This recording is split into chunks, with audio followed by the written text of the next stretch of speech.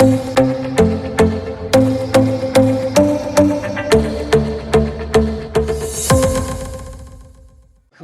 welcome back to the Jigme Kelsang Show, and happy Monday to everyone. I would now like to take this time to acknowledge and say a happy International Women's Day. It would be wrong of me if I didn't acknowledge and respected this powerful and special day. There are so many really incredibly powerful and trailblazing women who are breaking barriers, changing the course of history, and also being remarkable role models to so many children that are young or old, including myself. And so I'd like to thank every woman out there for their continuously hardworking efforts and for also continuously being a great example of a hero to all of us at this time. In light of International Women's Day today, I am very proud to welcome a very special, esteemed guest on the show. She's been one of my heroes and people that I've continuously looked up to, and also the woman that really ignited the passion for music and changed my whole life forever. Please welcome John English Junior Middle School music teacher and my hero, Miss McLeggon. Miss McLeggon, good afternoon. Welcome to the show. How have you and your family been? Oh, we've been doing fine. Thank you for having me. It's good to be here, and thank you for the kind words, Jigme. I really appreciate it. No worries, no worries. It's great to have you after a while. And people who are not familiar with Miss McLeggon was my music teacher back when I was in middle school. She was the first person that took a look at me and said I had potential in music, and little did I know that that was going to be something that I would pursue down the road here. And now here I am doing music as something as my main passion, even though I'm doing radio in college, but still something that I Excellent. love to do. That's, So I think that's what I'm here for, to try and inspire young people to find their passion, find their gift. I'm glad I was able to help you find yours, Jigme. absolutely, and I thank you for that because I little kid, you never know what you're doing, and you're kind of and like it's more so anonymous to what music is, because when you're young you don't know anything really. It's more like you're trying to find yourself still. Mm. But I think a lot of people still struggle with that, of just trying to find their identity still. And like Yes. I'm still finding mine, right? I'm still struggling with that, but I felt like it's okay to not know who you are, because really you got to embrace the process and try to focus on that more than trying to force yourself to find yourself, right? Oh, okay. I hear you. Excellent. Well said. Yeah, it does take time. It definitely takes time for you to find out what you're excited about. And it's good to experience so many different things. That's why at school you're offered so many different courses. And then you find what's your fit, what works best for you. Absolutely. So I'm happy that you're still exploring and finding things that you enjoy, which is important in life. Yeah. And so with that being said, in light and in honor of International Women's Day today, um, I felt this is an important question to ask you because I felt this is really relevant to what it is today. So I'm going to ask you it now. What does it mean to you to be a woman in today's world or society, and which powerful female have you continuously looked up to these days? Powerful female. What does it mean to be a woman? First thing, it's exciting being a woman. It's exciting being a woman in this day and age because there's so many opportunities that are available to me now that weren't available, say, 30 years ago, or to my mother or to my grandmother. Absolutely. Women have just as much opportunities as men do. Hmm. So it's powerful being a woman. I am a teacher full time. I'm a mother of young children full time. I'm a wife. I'm a musician. I do so many different things. So it's being a woman is a powerful thing. I think I could do a lot of things that men can't do. But anyhow, I still look up to my mother. She's 75 years old, and Wow. I still talk to her every single day, sometimes twice a day. And I look up to her because she's breaking ground. She has a seniors club at my church, and she started it, and it has over 60 members. And even right now, they get on Zoom every Tuesday, and she has invitations. She invites people from all over. She's also able to get grants from the government so that all her seniors are able to get tablets. So I do look up to my mother. She's my number one role model. She's been my entire life. And she worked hard. She was a full-time nurse, working 12-hour shifts, raising young children. So she's somebody that she has big shoes to fill, and I look up to her a lot.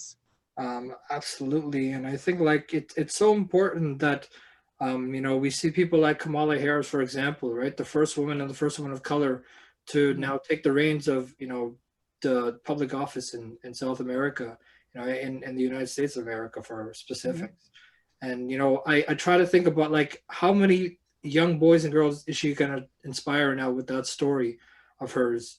And like thinking about like me as an example, right? As a young boy trying to, find what I want to get inspired by. And then you look at people like her and you're like, wow, how many generations is that going to touch? And now you get to tell your grandchildren that, I lived at these days where you see, a woman as vice president, Right. of a higher office that you never expected before, right? And I think that's the example that International Women's Day sets today, right? To Yes. really recognize that and acknowledge that the importance of, dreams are a little bit, crazy at first, but when you work hard for it, it's like anything is possible. And I think you can relate to that because as a music teacher, it's like you're trying to teach the kids how to, find their balance of what is too much and what is too little, and then trying to find that fine line of the balance, right? So like, Mhm. how can you connect to that? Because I think everyone can really relate to that in this world and this society. There's so many points that you touched on, especially with Kamala Harris and as a teacher. And as of recently, my I want to say almost a motto for me Mhm. is time is going to pass. Like in 5 years, 5 years will pass. So there, if you want to do something, do it. Because whether you do it or whether you don't do it, the time will still pass. So if you want to achieve, or say you want to study something, or people say to me all the time, oh, I wish I can play an instrument. Go and learn. Go Yeah. and take piano lessons. It's available. Oh, I wish I could speak French. Go and study, because the time will pass whether you do it or not. So what are you going to do? So Kamala Harris, she wanted, she's a senator, a lawyer, the type, she wanted to be that. And so she became it. And it's so wonderful because many years ago, there weren't people who looked like me per se in these positions of power. So now the young girls have role models who perhaps represent them better than in my day. But like I said, time is going to pass whether you do it or not. So if you have a goal, work on it, because you don't want to live to be regretting all these decisions and these goals that you didn't achieve. So the time is going to pass. So what are you going to do to make it count? Whether Mhm. it's in music or whether it's you doing your podcast, doing your radio, I don't want you to say, Jigme, in 15 years, I wish if only if you can believe you can achieve it, go for it. The time will pass. 5 years is going to be 5 years from now. And I hope that you have no regrets and you use all these role models and you go for it. It's exciting. It's an exciting time we're living in. Absolutely. And I think when you reference to that point of, trying to make the days count, and there was a quote by the great Muhammad Ali, and he said, I think it was, "Don't count the days, make the days count." And All right. and that's something that I kind of strive towards, is that, you're trying to find that the fine balance between what are you happy about and what are you feeling unhappy about at the same time. And I think there's a difference between um, you know pulling yourself down because of some other people's success, and that's what I'm dealing with right now. I'm looking at all these people like Olivia Rodrigo, for example, the hottest song in the world, Driver's License, and I'm like, at 18 years of age, and I'm a 19-year-old without even a hit song like that, and I'm like, I'm feeling jealous of that success, but I'm like, is it normal to feel it that way? Because I feel that, like, you sometimes tend to buy into those things and you try to inherit that energy, and it comes into you, but it's not a good one to have. But is it normal to feel it, right? And I think a lot of people don't like to open up about that. And it's like, I'm admitting it because I feel that if I bottle it up, then it's not good, because then you're carrying that for the rest of your life, right? And then the talk about regret, not wanting to feel it, but then you already inherited it. So what's the point of now, like, saying that you don't want it, right? So my biggest thing is things happen in your own time and in their own time, right? So what's my best is not necessarily your best. So I say to my students all the time, I tried so hard, but I'm not as good as. That's their best is different than yours. Everybody has a different gift, a different, different gifts, so a different time. So this person might be at 18, be a superstar, but it might take you till 22. That's your own time. And so when it happens, it's going to happen for you in your own time. Your best and my best are two completely different things. And we have to have that spirit. So I can't be jealous of that person over there because they're a faster runner. That's their best. I got to live my own life and do my own things. And so what works for that 18-year-old singer works. And what works for you at 21 is going to work for you. And you can't live your life thinking about others. You'll get ulcers because they're not thinking about you. So you got to do what works best in your own time. And I really do think about that point that you made about just like trying to find, the right type of attitude to carry on with you, because I think there's a lot of self-doubt. I think a lot of people do that. There's pittiness, I think, also along with that, to feel like you want to be someone else, but you can't put on this mask that someone else is putting on you, right? You can't buy into what other people want you to be. You have to try and find the original you. Right. And I think like that's why I watch a lot of shows like American Idol, right? And I look at all these stories and I'm like, wow, these people are so gifted. I'm like, why aren't they including, other people who are so lower than all these other developed people already? Like all these shows are particularly so unique, but it's like, wow, these opportunities that these kids are getting, these young people, to really pursue their music full time. And like as yourself, as a music teacher, right, you try to inspire their kids to try to dream big and to do things like that in the future, right? But then there's also the time where they will feel like it's too much for them because they have self-doubt, but there's also insecurities, right? And I think like, what is the importance and what is the definition of insecurity? Because I think I battle with that too. So like, I think a lot of people would say that, oh, only women can feel insecure about what they are and who they are, right? And it's like, well, men do that too. But sometimes men feel afraid to do it because they're like, it's not normal, right? Oh. And I think that what is the importance and what is the definition of insecurities? That's what I'm trying to find out, right? I don't know. Is it perhaps insecurity to me means you're just not confident. I don't know if you're not comfortable in your own skin, but you're not confident in your own abilities. And I find it does affect us when we look at others, when we're looking around at other people and trying to compare ourselves to them. Oh man, she's really pretty. She's really slim. She's really talented. She can and we have to realize that we are all created individually and uniquely, and we all have our own gifts. And these insecurities, they come to us from time to time, but we have to know how to handle them and to push them aside and to believe in our own abilities. So we can't focus on others. It will take up all of our time. Yeah. You must looking at how others live. That's why there's so many social sites that I don't bother go on. I cannot spend my life looking at other people's lives. I refuse to do that. So you will not find me watching YouTube hours upon hours of other people posting and posting and posting, because I have to be in my own presence. I have to live my life and I have to become comfortable and confident in what I can do and work towards what I'm struggling with. And that's it. And know that I'm just going to take it one day at a time and live the life that I was put on earth to live and find that place that I need to be at. But you can't get it by looking at others around you. As a teacher, maybe she might get Teacher of the Year. Maybe I might not. But maybe there's 2 or 3 people that I've touched, and that's good enough. That's what I was supposed to do. So these insecurities, it could come from so many different jobs. Grown men have it. Maybe, maybe they don't make as much money as they want to, or their car is not as flashy. But that's not what it's about at the end of the day. It's not. So you just have to be comfortable in your own space and with what you have. And if you find that there's space or there's a place that you can improve upon it, you have to do it. You have no choice but to work on it, to feel better about yourself. Absolutely. And I think that you really hit it on the head there, because like you look at all these great people, but also it's also great to have those people in your life, because it's like sometimes you'll find, you know, writer's block sometimes when you're writing songs.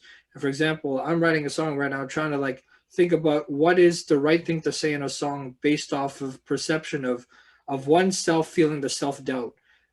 Because I think that, you know, I'm writing things about vulnerability and insecurities, and people who tell you that, you know, it's great when you take the great climb up to success, but do they really tell you when you fall flat and how that feels down there? Because I don't know if there's a song out there that talks about falling flat. There's always things about when you rise up higher, but then what happens when you climb down, and where are the insecurities when you hit that low, right? Mhm. And so feeling the inspirations from innovators, right? The innovators of music, the pioneers of music. You know, you look at a lot of great people, and so I feel so in depth to really discuss a lot of that with a lot of people these days. You might have to turn to gospel music, because in a lot of gospel music, it talks about being in the valley experiences. It talks about, I was broke, I was this, I was down, and you lifted me up. Because I'm a religious person. So when I listen to gospel, it encourages me, it takes me at another level and lets me know I am not alone, and I am not the first person to go through this. So there are some songs that do talk about that low experience, and it gives you the encouragement to go up higher. All right. But there are some songs that do talk about it. Mhm. And there was this one song that I really felt captivated by, and I fell in love with this guy. He's such a great artist, and the way he could write songs is so like it's a master of a songwriter. And it's called his name is Vince Gill, and he writes songs that are so personal, but they're so true, with the most simplest words that he uses to describe the song and his life. And so he wrote a song called "The Price of Regret," and I'm like, wow, it's such a great song. But right, the simplest of words can make the biggest difference. Of like you're trying not to write too much, because less is more in a song, because you're trying to tell the story. So what are you trying to get to? You got to make that as a shorter meaning. And so I want to tell you a few of the lines that he wrote, and just amazing. He's like, everyone knows the price of regret, things in life we never forget, haunted by what we've done wrong, yearning for the pain to be gone. Some hide in a bottle and some die in vain. Some wave a Bible and some just go insane. Lay down your judgment or lay down your shame. We're all God's children. We all breathe the same. You're black and I'm Mhm. white. You're blinded by sight. Close your eyes and tell me the color of my skin. If we let today with just pass away, without kindness and forgiveness, there is no light. And I'm like, wow, just like the power of, you know, those really really relaxing but also really powerful songs that songwriters write these days. Mhm. Just the power of music. You know, I think yourself being again a music teacher and trying to empower your students to tell their own stories instead of trying to, you know, feel influenced by other people to tell their side of the story. Uh, Right. there's a difference between what is your story, what is your life, instead of saying this is who I am, this is what I do, and this is what my goal is. Right, and trying to break that all down and saying like that's not who I want to be. I'm Mhm. trying to make a clean slate, but I don't know where to go. Right, and I think that just stories of songwriters are so powerful these days. And I think you talk about Inspirational. how gospel music, right? Gospel music is just this one thing that is so strictly unique on its own, because but it's also really angelic. It's really angelic, but then there's a story underlining everything. Yes. And people don't understand that, right? I think I listen to a lot of like I'll say this, I'm not Christian, but I listen to a lot of like people who talk about God and talk about like, you know, different things in life that maybe pop songwriters or R&B songwriters don't usually discuss in their songs. And I feel empowered by like trying to find influence by other artists and other genres instead of Right. staying mainstream all the time, because people buy into that mainstream too much, and I think they feel captivated by that, which is understandable for some people, but I think a lot of people will try to get a different taste of everything. um, And so with that being said, It's important to delve into different genres we- and to take what you need from them, you know. So I try and listen to as much as I can and listen to music that's going to inspire me. I mean, we only have a short time on earth. You need to be inspired and listen to something that will uplift you. Right?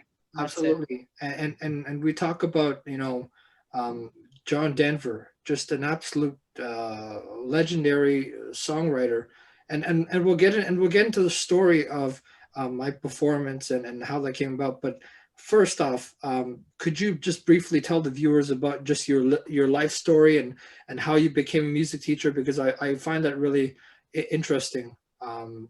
Because Did I tell you my life story? I'm not sure if you did. I don't know. I decided I was going to be a music teacher when I was about 11 or 12 years old.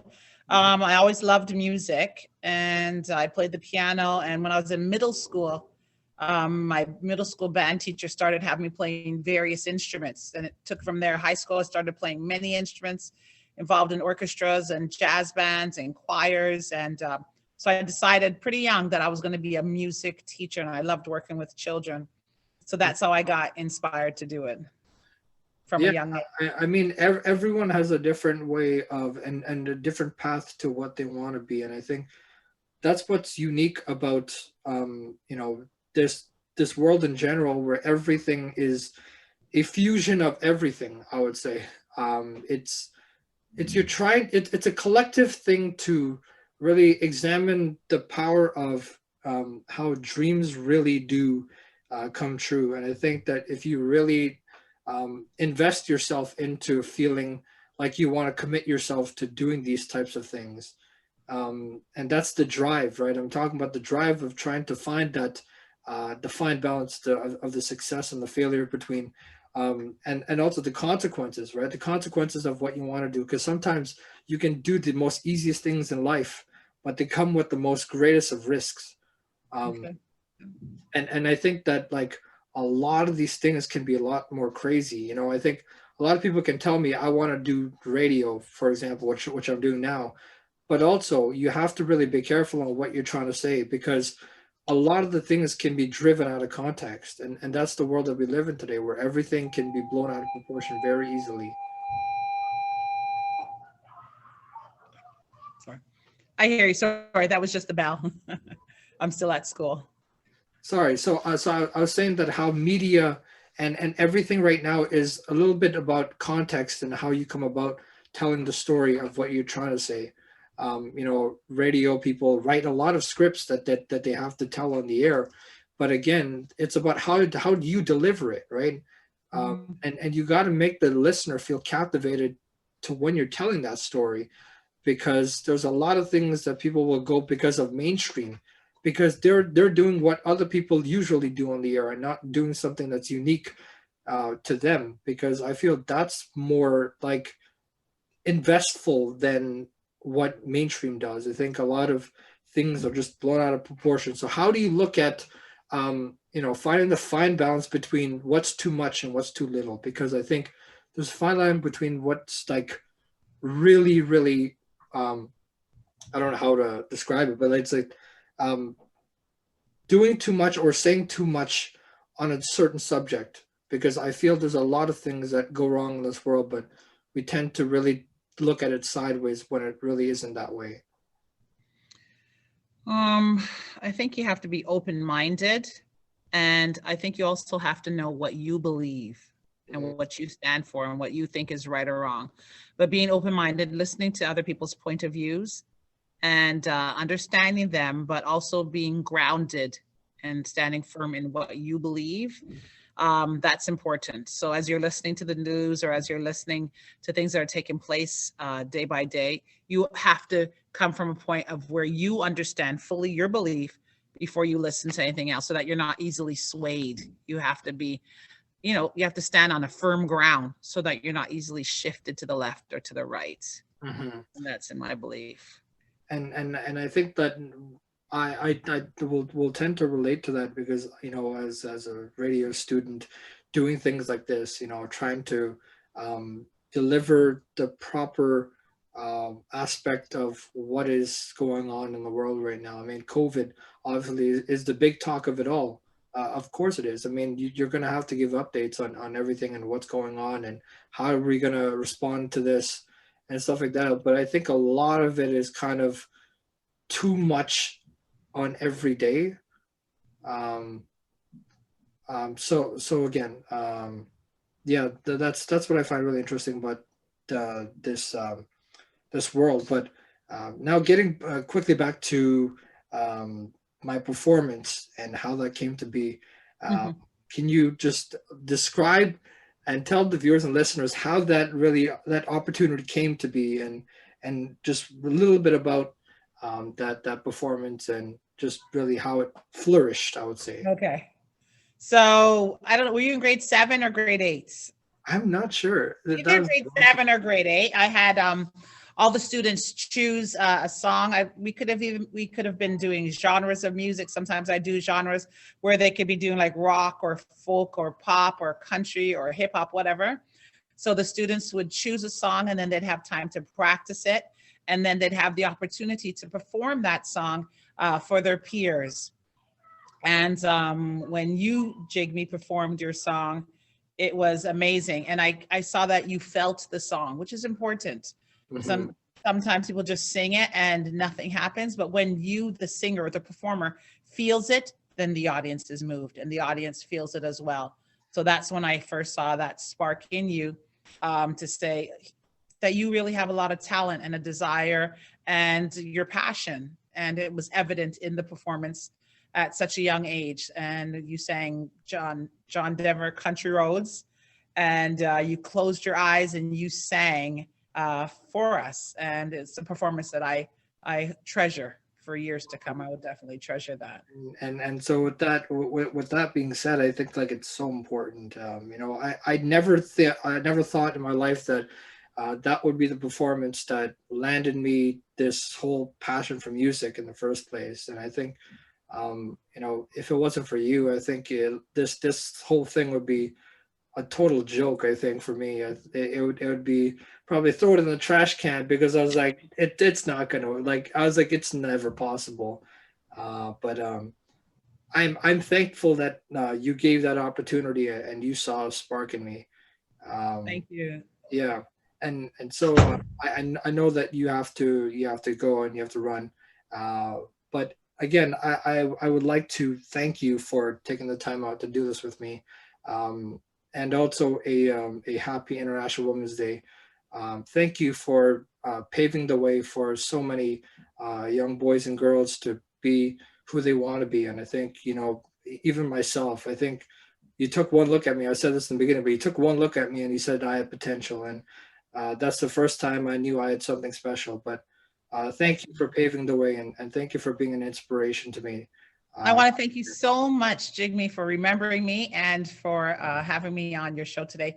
I really appreciate it. And I hope that I will inspire others to keep going and to find their true passion. all right, thank you so much, Ms. McLeggon. Take Okay. care. Be well. Thank you. All the best. Goodbye. Well, there you go. That was John English Junior Middle School music teacher, Miss McLeggon. Miss McLeggon, thank you so much for taking the time out to join me on the show. I had a blast talking with you. Um, but again, thank you everyone who tuned in and enjoyed, and I hope you really enjoyed this interview. And if you did, please check out all my social medias for my show, which will be linked in the description below.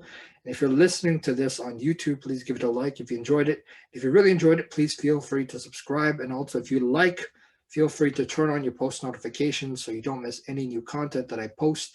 Thanks so much, everyone, again for listening. And I'll see you next time right here on the Jigme Kelsang Show. Have a great rest of your week, everybody. Take care.